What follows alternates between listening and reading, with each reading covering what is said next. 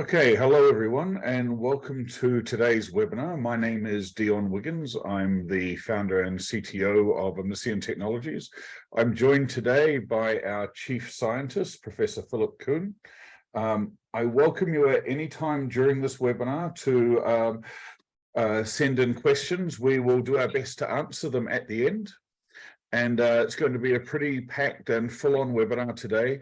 We're going to be talking about redefining domain adaptation for machine translation and voice recognition, and showing many of the changes that are happening in the industry with the technologies and how technologies are changing to adapt, and even how AI is being used to create new data for AI.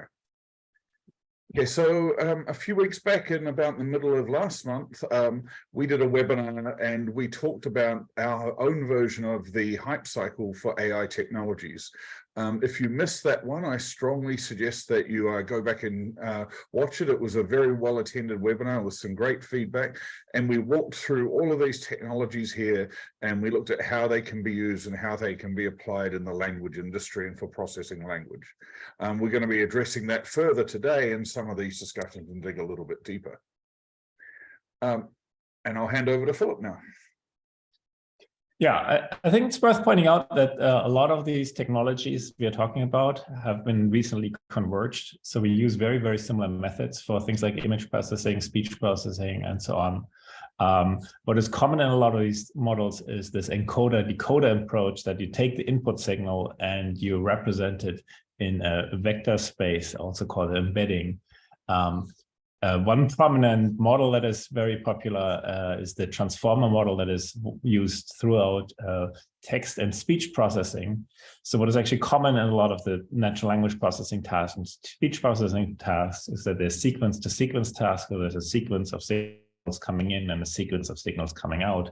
May there be audio signals or sequences of words that have to be converted into sequences of words, which is what the transformer models are suited for.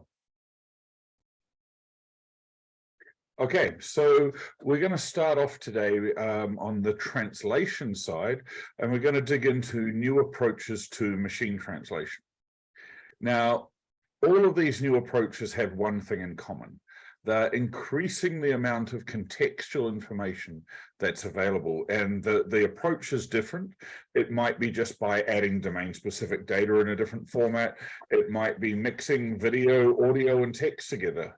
It could be a whole range of things. Now, we need domains and we need context for many reasons. The simplest example is down the bottom. If I say, you have a virus, well, what kind of virus is it? Is it your computer, or have you got COVID or something similar? So, there's different contexts that would sort that out. The same when you're doing translation or voice recognition. You might be doing translation for automotive, for example, and you translate legal documents. You don't want them to read like engineering documents or sales and marketing. So all of these kinds of things bring in context, and that improves accuracy overall. So the first type of machine translation we're going to deal with today is document level. And we'll start by looking at the opposite of document level, which is sentence level. So today, if you feed in a content to Google to translate, it's translating one sentence in isolation, doesn't know about the next one or the one before it. So the shop is selling a nice table. What is the table? Is it a coffee table, a dining table, or is it a science shop and it's actually a periodic table? The next sentence is even worse. Jane was quite taken by it. What is it? The last sentence has enough context there to actually do things. So the table would match the chairs in her living room. So each sentence on its own is not going to have the context as needed to do a higher quality translation. Now, most MT systems globally are still using sentence translation today. Now, when you come to document mode, things change a little bit. So the shop is selling a nice table. What kind? Well, I can see from the sentences around me that it's a living room table. Jane was quite taken by it being the table. Okay, so it's picking up that context. Next, you have another example, though, where it's picking up more information. So did you ever go to Paris? No, never. Did you steal my wallet? No, never. It's not the same thing. And the words will be translated differently. So that's how document level works. It translates portions or larger chunks of the document all at once. And by doing that, it gets more context around it. Here's another approach. This is called fuzzy MT. So the basic context here is you have a document to translate, you get the sentences ready, you match your translation memory, and then you tell the machine translation only translate the words that don't match. So here it would swap out and translate Congress instead of European Parliament, the dates or festive period for holiday. Okay, so it would machine translate just those portions. Next, we have translating with large language models such as ChatGPT or similar. Now, if you feed in a sentence to ChatGPT and you say, translate this sentence from English to French, you'll probably notice that the quality is not great. It does translate and it's reasonable, but you can see clearly that other translation systems are able to translate much higher quality. If you add a little bit more context, so instead of just saying translate this sentence from English to French, tell it translate this sentence from English to French in the context of politics and parliament. Well, you get a better translation straight away. It's still not as good probably as Google or DeepL or our own language studio, but it's an improvement. Where there is some interesting work going on is the next step. So if you say, refine the following translation with terminology, you get a better result. Okay, so you can translate this and it will go through and tell you the vocabulary that to use for terminology. Now, if you keep going and you say, okay, I'm going to do a fuzzy match now, and I'm going to select 5 or 10 of my fuzzy matches that are similar, and I'm going to tell it to translate with my fuzzy match. So translate from English to French my sentence in the context of politics and parliament using the following translations as guidelines. And very quickly, you'll notice a huge jump in translation quality. It's able to pick out context, vocabulary, style, and many other things, and able to translate much better. So that's quite a nice jump. And of course, you can also add into that and use this terminology as a glossary and specify specific terminology. Okay, then we go a little bit further and we can say, okay, I actually have a machine translation already, but I want to restylize it or repurpose it a little bit. So you can do the same thing, but say, refine my machine translation. And it will convert that and match it and improve it. So it's sort of like automated post-editing in a way. So there's a number of things that large language models are really becoming useful for. Of course, it doesn't have as much data for some of the low resource languages, but for the mainstream languages, it seems to be working very, very well. Okay, Philip. So context doesn't just mean more textual context. It might also mean that the text you have to translate occurs in the context of video, audio, and taking that into account might help also for translation. So here's an example. If the sentence, the bat was flying through the air, and this picture comes up, you know how to translate that. But when the context is this picture here, the bat was flying through the air, we're still with the same sentence, suddenly bat translates into something else. So how do you take advantage of this audio and visual information when you translate? So these are all additional inputs that come into your output prediction. As I said earlier, a lot of these technologies now are converging. So audio signals would be encoded in a similar kind of sequence of audio signals, but also image representations can be boiled down into a single vector that also then influences your output word predictions. So this goes beyond just single images. So we're currently doing at Omniscien a lot of work with video subtitling, where you have images, but actually also video, so moving images. You also have the audio, so the tone of voice might actually impact how certain things should be translated, and so on and so on. So all these things are things that can be used as additional inputs to make your output word predictions. So all of these are represented as embeddings that then can take into account when translating. Okay, thanks, Philip. So now let's start looking at some new approaches to voice recognition. Yeah, so I mentioned earlier, so we used to translate mostly from text, and currently there's a lot of interest in translating from speech. So how do we deal with the speech signal? So the speech signal is similar in a way to text, that it's a sequence, a very clearly defined sequence. However, it is a sequence over audio signals. So the first thing we do is to split up the audio into 40 millisecond frames. These then get usually traditionally converted into phonemes, and graphemes, and then words.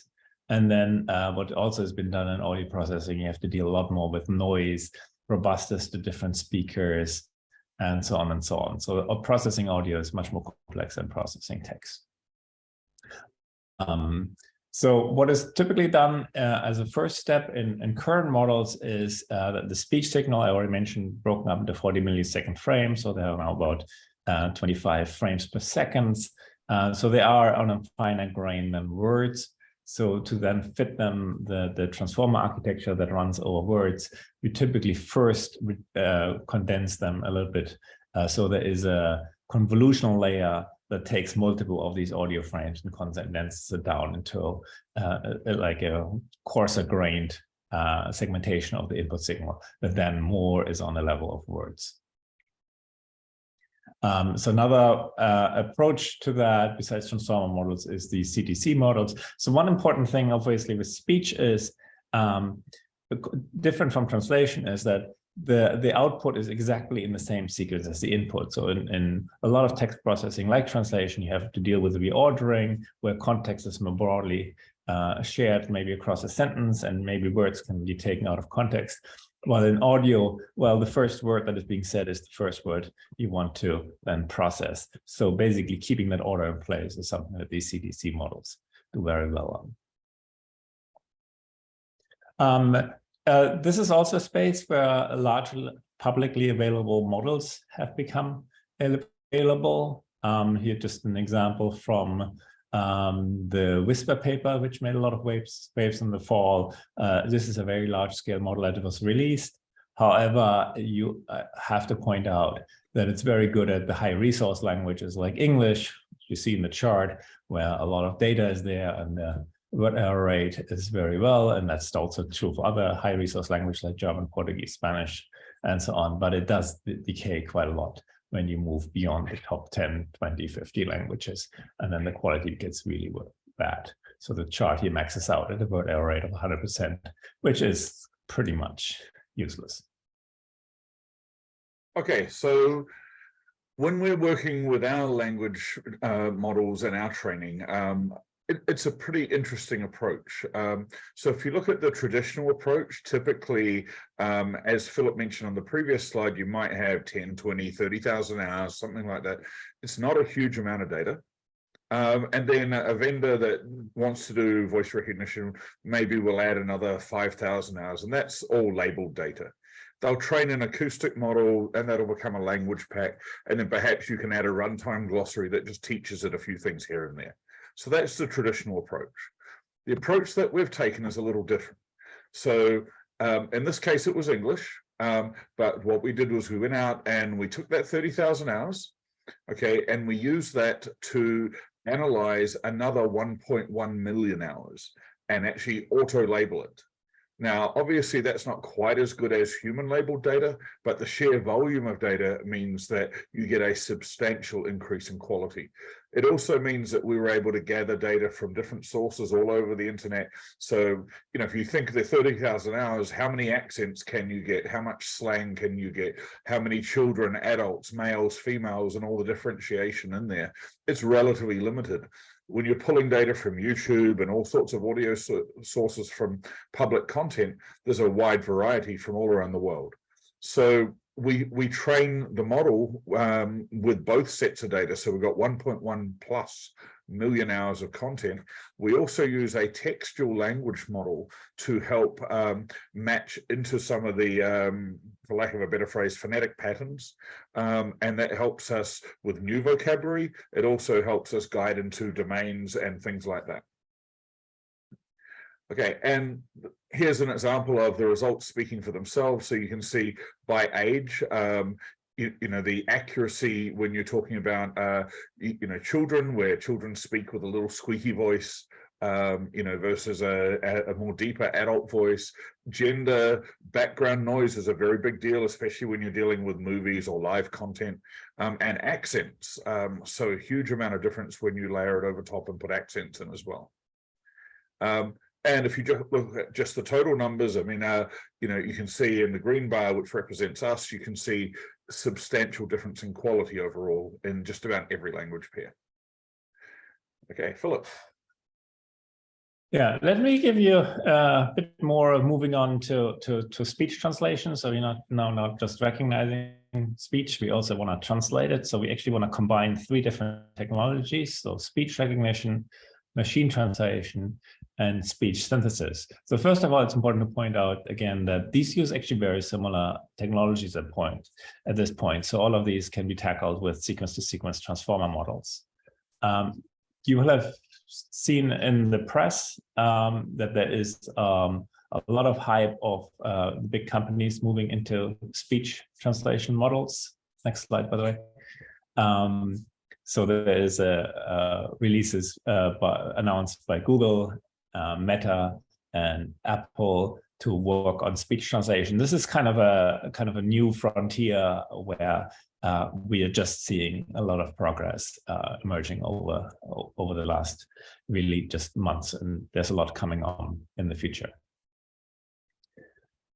So there's 2 different ways you can handle with that, deal with that. So one is basically a cascaded approach where you combine existing technologies. So we have very well established technologies on speech recognition. Then we're going to do machine translation, where we have very well developed technologies, and then we have speech synthesis.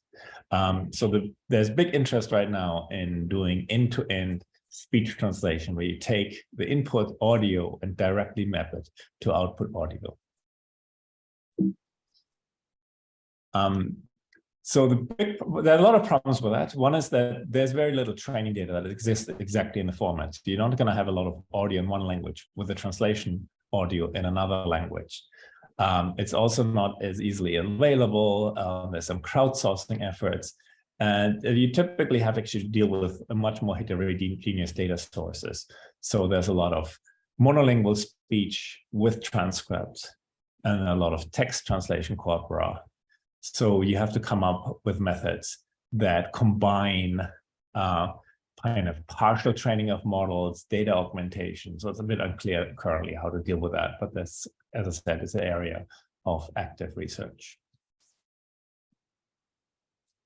Another big problem is if you actually go all the way to speech output, evaluation becomes a big problem. So it's already well known that text translation has a problem with evaluation, because you can never really match anybody's translation because everybody translates differently. Now you have an audio signal. How do you evaluate that against the reference audio signal? That is getting really harder. The hacky solution at this point is to take that output audio, and run it through a speech recognition system. So you get text again, and then you compare the text. But clearly that is not the ideal solution, because it completely ignores things like the quality of the audio, naturalness, and all that. Another interesting challenge is that what audio often occurs in is in a live context where you actually want to do live translation. So if you, for instance, think you're traveling to a foreign country, you want to speak to someone who doesn't speak your language, while you say something, you want to have that translation come out. So you don't want to wait for the end of the sentence for your machinery to kick in. Like when you start saying something, it should already, with some delay, maybe a 2-3 second delay, come up with a translation. So that requires then methods that work online with some delay on basically mapping either your audio to audio directly or through text stages. So here's just a hint of how these methods work. They typically work with some delay on how much input is being consumed by the model before it produces output. A very simple strategy is wait K. Wait, for instance, in this case, you just wait 3 words. So you wait for 3 words of input to be produced before you start producing output. And then you produce 1 output word and wait for another input word. This is much harder for speech because it is hard to detect how much you have to wait in terms of seconds for audio signal, because some speakers speak very fast, some speak very slow. So it's very hard to kind of match up your output audio with the input audio. Right. Thanks, Philip. And just for reference, in our platform and language studio with our voice recognition, what you're able to do is you're able to determine in the configuration how long you want to wait. So it could be a maximum duration of 2 seconds, 3 seconds, 5 seconds, or even 10 seconds before you start to do the translation. So that's all configurable. Okay, so let's look at some new approaches now to training, because obviously there's new approaches have to be trained in a different way than we've done traditionally. So one of the big things is the models now are getting very, very large. And if you look at something like ChatGPT, that took about $50 million in costs to train it, and it had thousands of GPUs working in unison. And, some of these models are being made available, but, you're looking at, a huge infrastructure to run them. One of the models I saw the other day, that's a smaller version of something like ChatGPT, you needed a GPU with 380 gigabytes of VRAM. So you're talking about a substantial investment in hardware to be able to use these models in the first place. But there are other ways to get around some of those things. So let's start looking at how we train them. So the base is you come up with a foundation model, and then you, once you're happy with that model, that might have taken several months to train, you then fine tune with domain adaptation, so they have different downstream uses. Now, if you look around, there's a lot of models starting to appear. They are very big, and as I said, you need quite some infrastructure to run many of them. Others are more practical to run, and if you go to Hugging Face, you can often find some very good models there for various purposes. It's unclear at the moment, the business case, how some of these people are putting their models out and what they expect. A lot of them are just research models, but there are certainly a lot of money around this space. And the key is, how do you then take it and integrate it with your workflows, your applications? Now, in the case of Omniscien's models, we have, for machine translation, engines that are built on 1 billion plus sentences, and it goes up from there. So some of them are heading towards multiple billion sentences. We have industry data on top of that for domains. And then we'll do domain adaptation, where we will add client data, and then we will manufacture and synthesize data. And we'll look at manufacturing and synthesis and some of the new techniques that are coming out with things like large language model assistants in those areas. When it comes to voice recognition, we talked about this earlier, but we're able to do this by adding very quickly to just one of the models. So we have text, and that can continually be added in specific domains. And that makes a significant difference very, very quickly. So our process for this is we would go out and we would crawl content, or a customer would provide documents.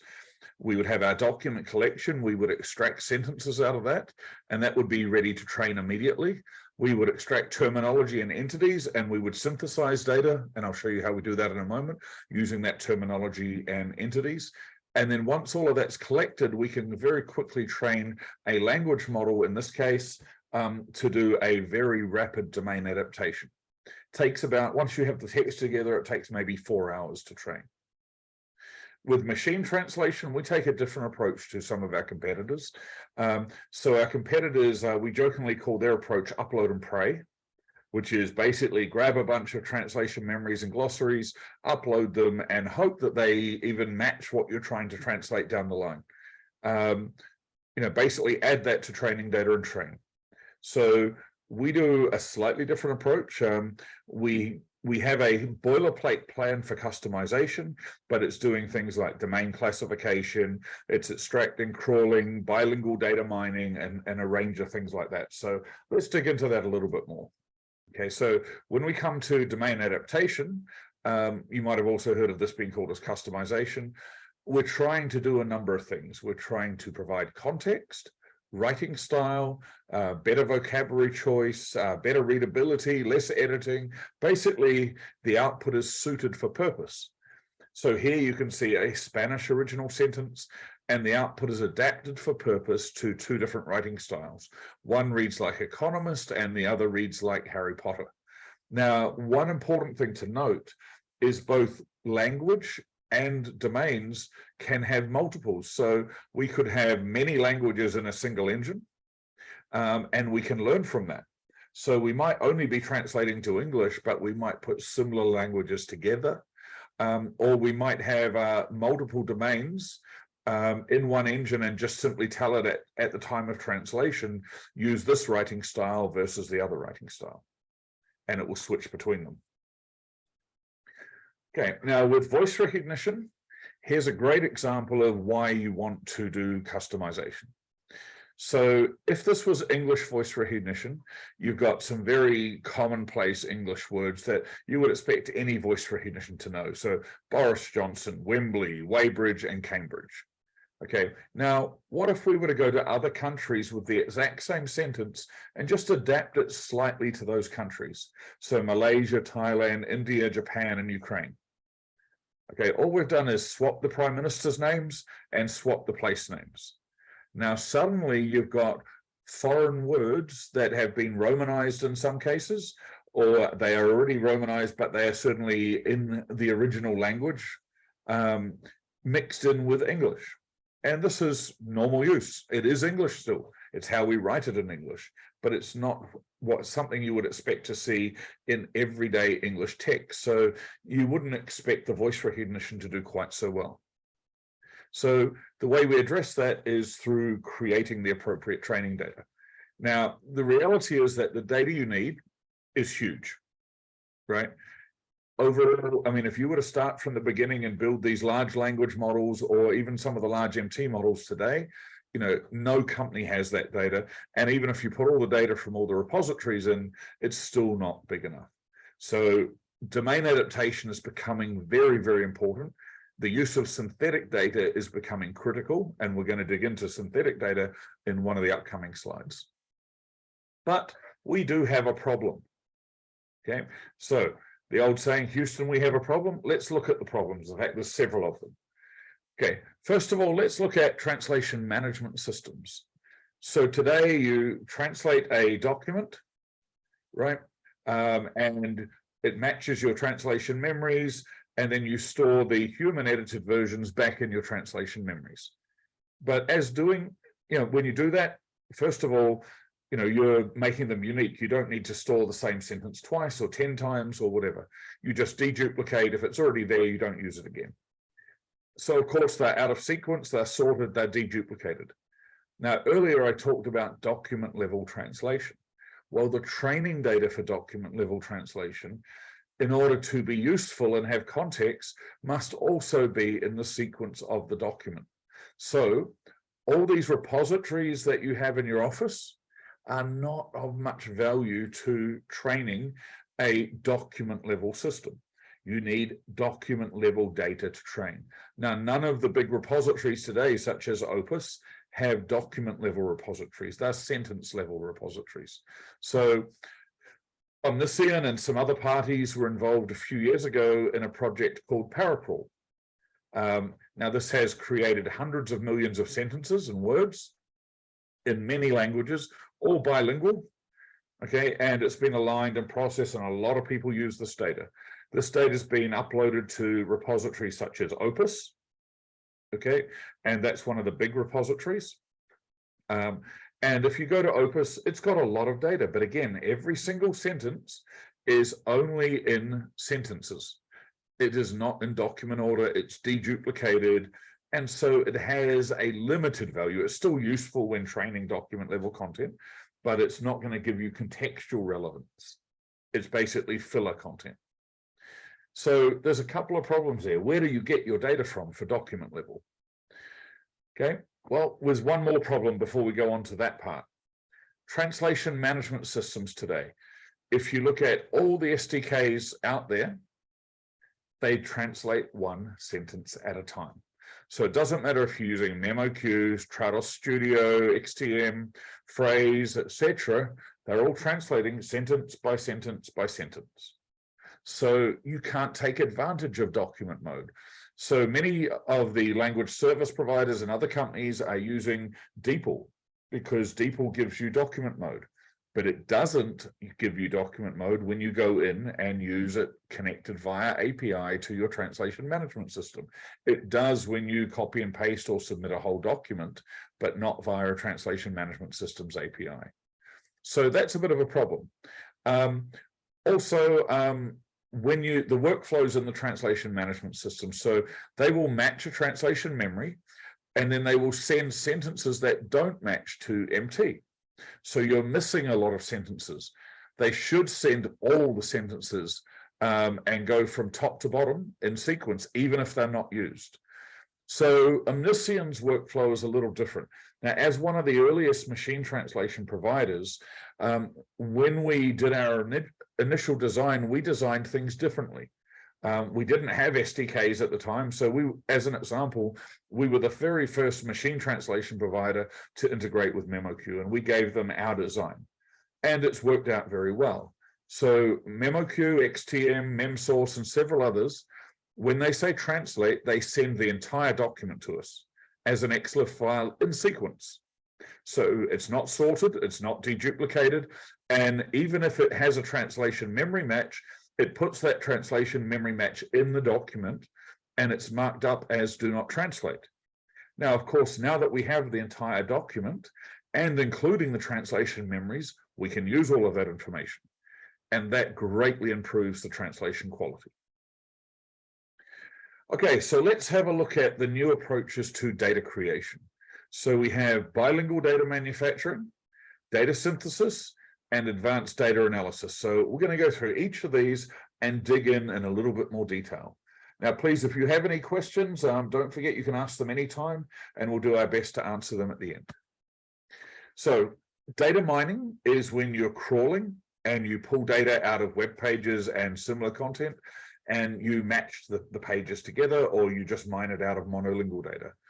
Data synthesis is using machines to create data for machines.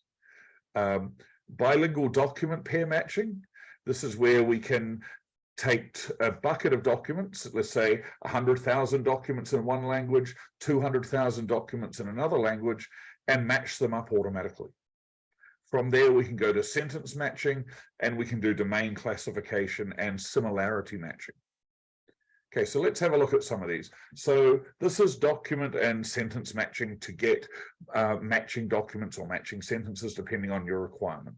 So you feed in either crawled data or your own data, and it could be content that represents what you're planning to translate. So you could crawl government policy, for example, or feed in your old marketing content, things like that. It will match in our repository and extract documents and sentences out that match that can be used for training. So that's a very fast way. The next takes a little bit more effort, but we use RSS feeds or we crawl web pages. We might download 1 million web pages from a website in multiple languages. So we automatically extract that data and clean it. Then we match up the documents, and then we match up the sentences. And that's how we teach it. And that's all done with the different degrees of artificial intelligence for each task, such as automated language ID here, matching here, and matching here. Okay. Now, to give you context, this is an example from the International Atomic Energy Agency. We were able to crawl that website in 4 hours and process the data in 1 hour. We've got 67,000 web pages there. We were able to match up out of 4,614 documents in French. We were able to match up 4,612, so we only couldn't match 2. Perhaps they were translated in the original language and not in English in this case. That gave us 2.3 million sentences. Then after removing noise, such as things like numbers that were all listed in a grid or a table, things like that, we were left with 1.7 million sentences that were useful for training. Okay, then we start to sub-segment that data. So we can crawl and mine the data. We can analyze it automatically using other AI models for domain. So it's life sciences, news, and so on. We can keep processing it for sentiment, named entity, terminology, and we can start storing those in various ways that are searchable and retrievable later, such as the example I gave you earlier with the big document repository that you can match against. Now, one of the challenges is keeping up to date. So a really great way we've found to keep up to date is RSS feeds. So you hook into, let's say, news websites, and you constantly pull data down, and you keep it moving and you drag it down, and it's pulling that data through. Okay, now it's matching data, it's analyzing, it's cleaning, it's doing its various tasks. Now, this could be news, or it could be, if you're into automotive, it could just be automotive. Okay, but it's pulling it all together. If we want to go the other way, we could take those RSS feeds and we could very quickly say, okay, news is happening and I'm interested in news about Ukraine. Okay, and there's articles published in English, French, German, Russian, Korean, you name it, all around the world. So we'll take RSS feeds in English from news sites, RSS feeds in Korean from news sites, and we'll see how many of them are translations of each other. So you've got companies like Associated Press and things like that that are pulling all of these articles and sharing them, and they're being translated in their local markets on a regular basis. Once matched, we can align. Okay, we can assemble data, and we can train a foundation model, an incremental model on top of a foundation model. Now, if this was voice recognition, of course, we could do that on top of that and update the model every hour or two. So we're picking up new vocabulary. Okay, so there's these kinds of things that can tie together. We also have bilingual data synthesis. So this is taking a sentence like, I watered my flowers, and it's synthesizing new sentences, and it starts off very simple. So I watered my roses, my plants, my garden, etc., but it doesn't pick up silly things like bicycle. Okay, then it goes to more intelligent ones, gender, past tense, present tense, possessives, and it starts cycling through replacements. And very quickly, you end up with a whole sentence that doesn't even have a single word that was in your original. So this is creating brand new data through synthesis, right? Now, here's another way of doing things, and this is where things start to get really interesting. So named entity extraction. We start to extract names out, and we can use these names in a wide variety of follow-on tasks. It could be creating glossaries, like how do you translate Tim Cook into Chinese? Or it could be generating sentences. Make me sentences that use Tim Cook. Okay, now here's an example from a very complex document. It's very, very technical vocabulary that even as a native English speaker, I have trouble understanding this nuclear document. It was about 25 pages of very technical terminology. And we have 7 different algorithms that extract terminology. My favorite is weirdness, which is how unusual is it to see this term? Okay, but there's all sorts of things, and they score differently. Usually the highest score from each algorithm, although the scoring mechanism is different, the highest score means the most important ones. So we've picked one here, cold shutdown. Let's go and use that. So here we've said generate 3,000 sentences that use the term cold shutdown in the context of nuclear energy. And it's gone and synthesized actual sentences in the right context. It's created data that I can train models with. I can do things such as reverse translation. I can train my other models such as voice recognition. I've got a whole variety of things that we can use this kind of content on. But what if it's wrong? So here's another one. Generate 3,000 sentences using the term beehive in the context of cricket and style it like a live commentary. And it got it wrong. It used the term beehive, but it wasn't the right context.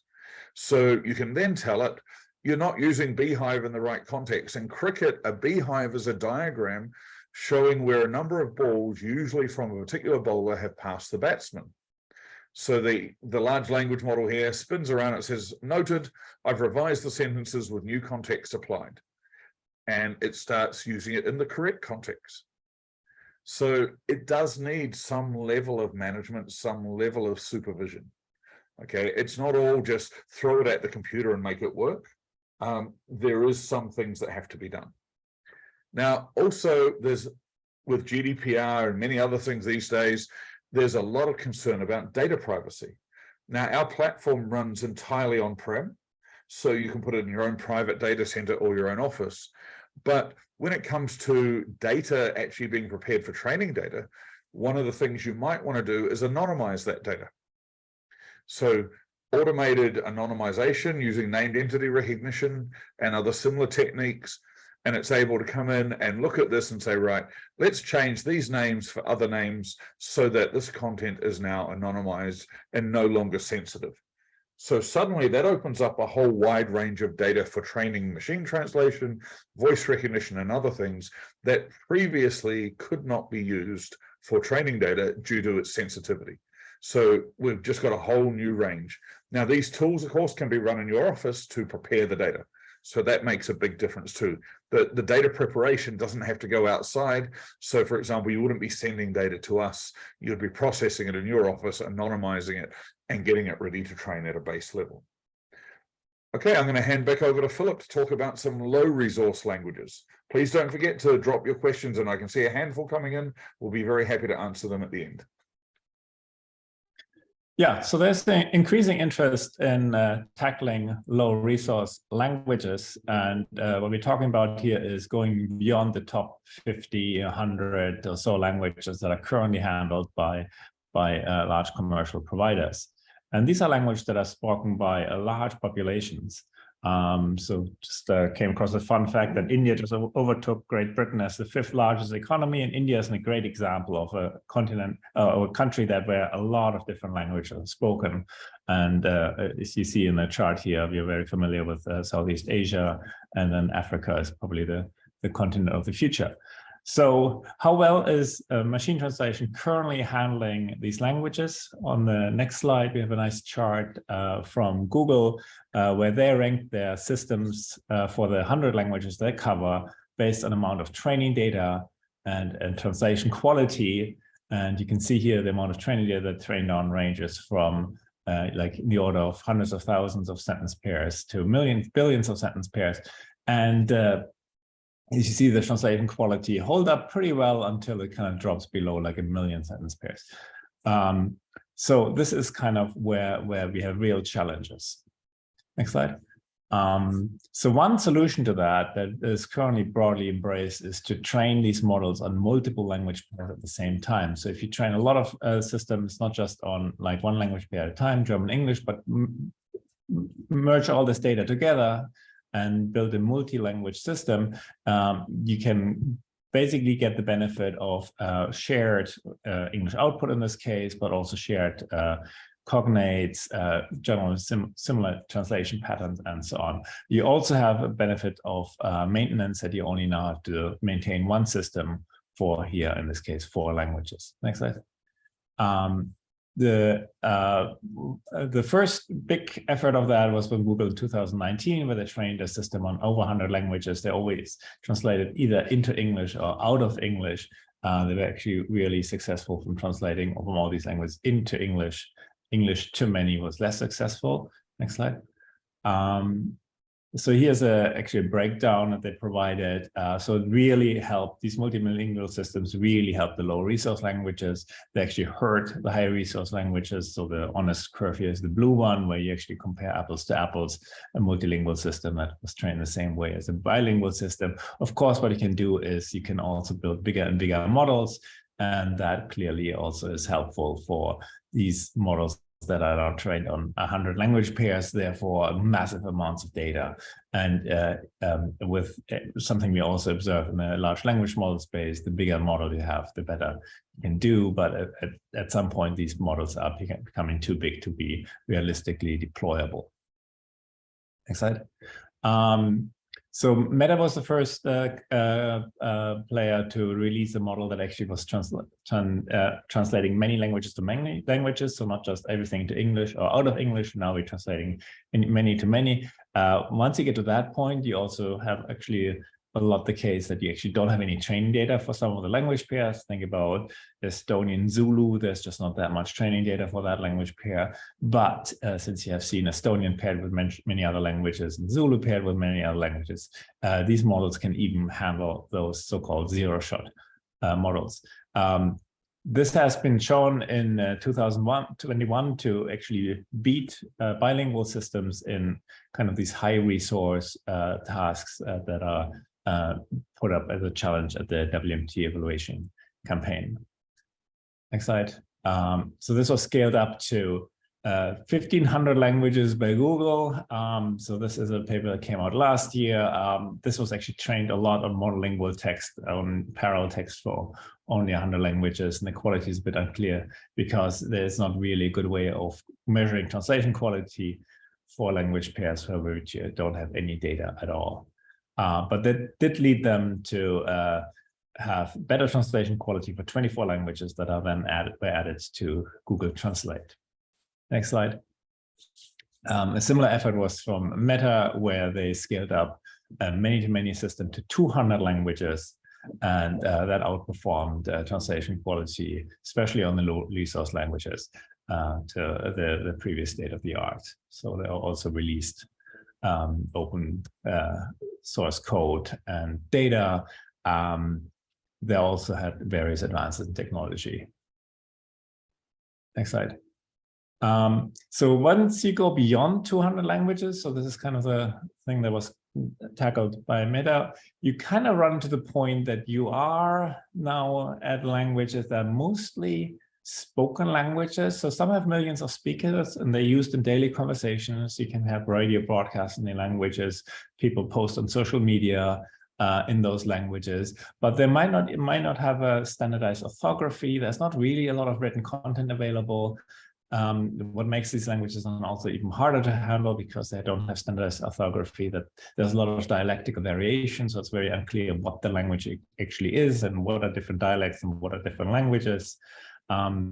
Some more context to that is that these are languages where the speakers often speak also in other major languages. So if you think about Africa, where you have colonial languages, English, French, still play a major role in education and just generally government.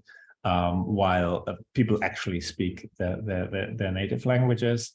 However, those major languages might not speak very well, and they really prefer the local languages. So we really need to develop these technologies with having spoken languages in mind to really address billions of people who kind of are in emerging economies. Okay, great.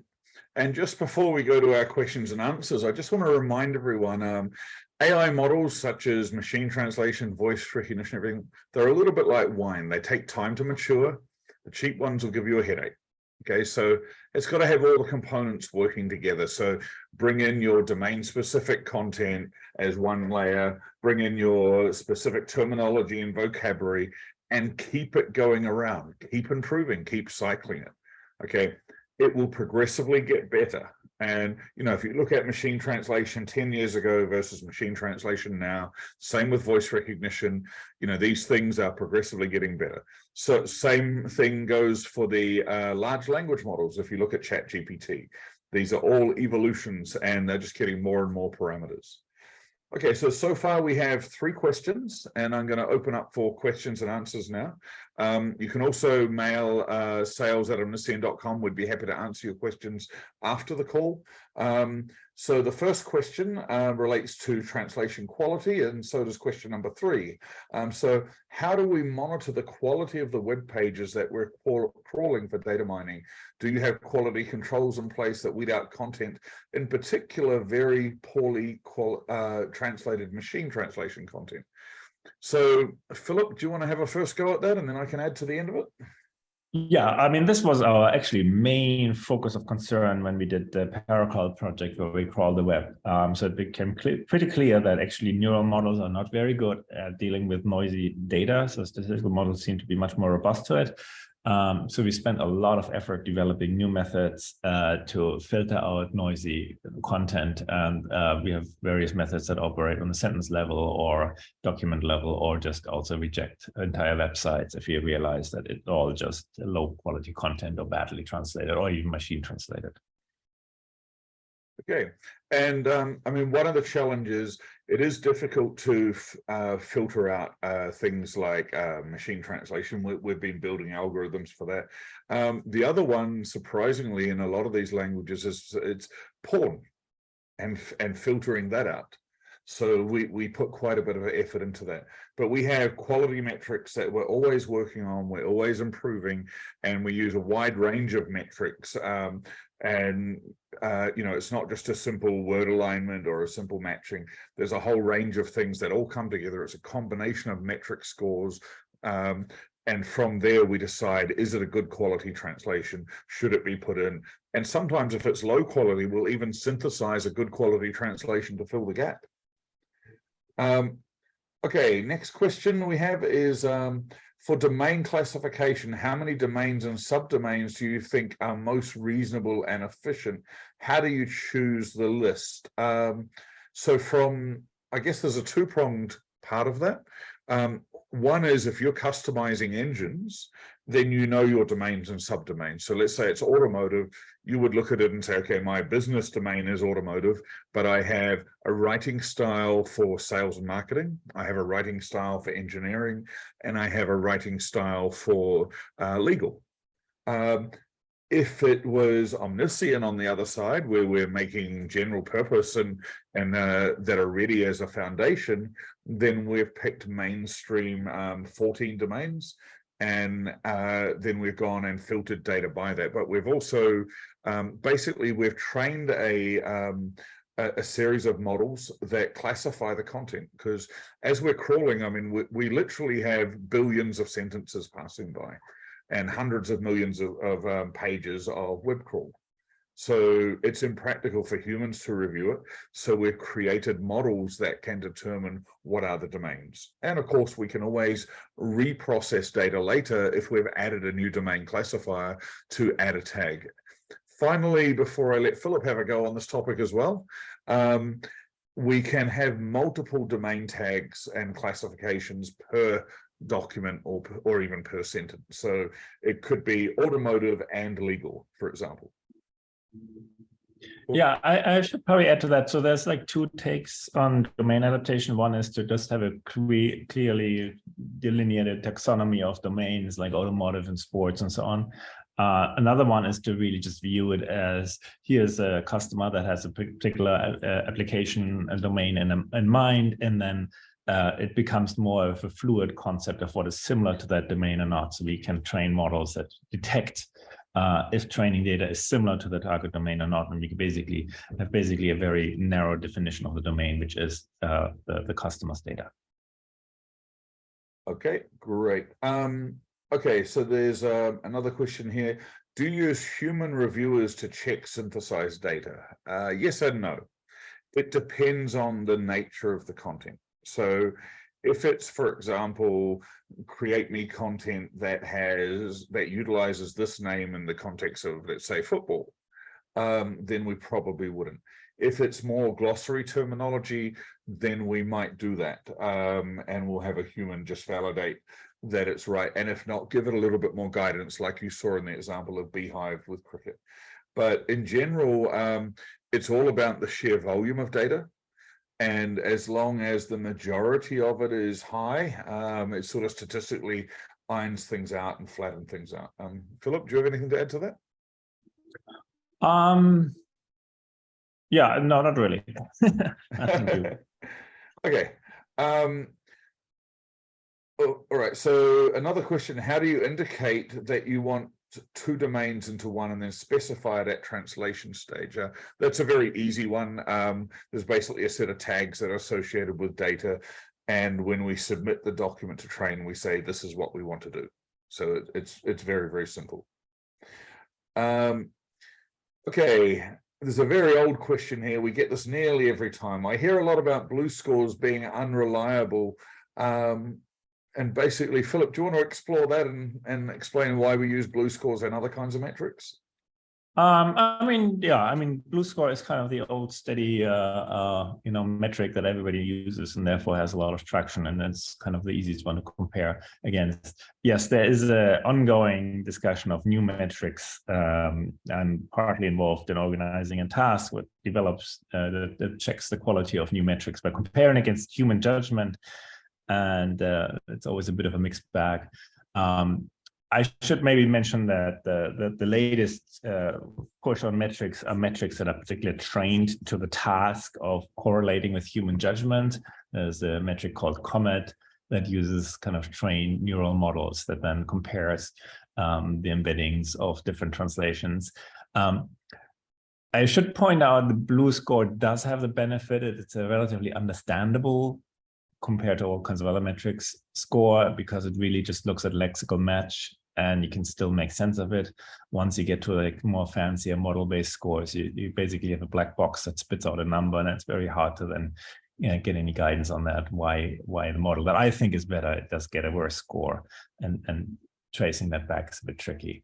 So I think in practical terms, we use various metrics when we evaluate our systems. We use like, I don't know, like 5, 6, 7 different metrics. And generally, they actually correlate really well. So whenever a system is better, it's better on all the metrics. So the discussion is a bit moot. Right. Okay, here's another interesting one. So somebody's asking about training and how do we prepare the document corpus for training? So at a basic level, it's just very similar to the traditional way of doing things, but we actually put entire chunks of data on a single line for training. So it might be 5 sentences or 10 sentences or even more into chunks, and then we just train it together. Philip, do you have any more to add to that one? Yeah, I think there's basically 2 approaches. One is to just treat a document as a really, really long sentence. Obviously, that has limits because the longer the sentences get, there's scaling issues with handling them. So you have to cut it off somewhere, but you look at maybe the surrounding 5, 6 sentences.